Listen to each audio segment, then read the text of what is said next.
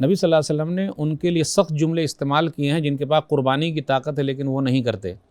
اور ایک چیز اور یاد رکھیے گا، صاحب نصاب ہونا ضروری نہیں، جس طرح زکوٰۃ میں ہے، طاقت ہے آدمی کے پاس وہ قربانی کرے۔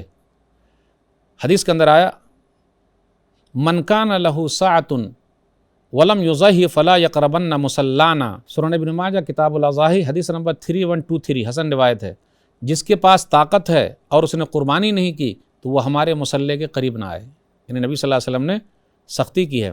سنن ابی داؤد کتاب الضحایا حدیث نمبر 2788، یا ایھا الناس ان کل علی اہل بیت فی کل عام اضحیہ، اے لوگو بے شک ہر گھر والوں پر ہر سال ایک قربانی ضروری ہے، ہر سال ہے۔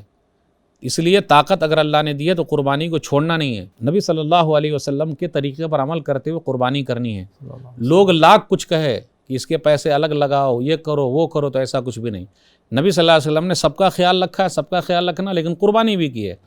اب ایک چیز کو قربان کر کے دوسری چیز کرنا وہ صحیح نہیں۔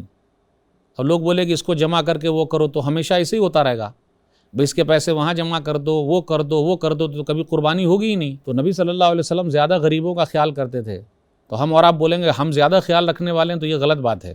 اس کے باوجود بھی نبی صلی اللہ علیہ وسلم نے قربانی کی ہے۔ محترم ناظرین، مرشد ٹی وی جو ایک دینی اور خالص اسلامی چینل ہے جس کے ذریعے کتاب و سنت کی صحیح تعلیمات گھر گھر پہنچائی جاتی ہیں، جو خالص دینی خدمات دے رہے ہیں، ان کا تعاون نہایت ضروری ہوا کرتا ہے۔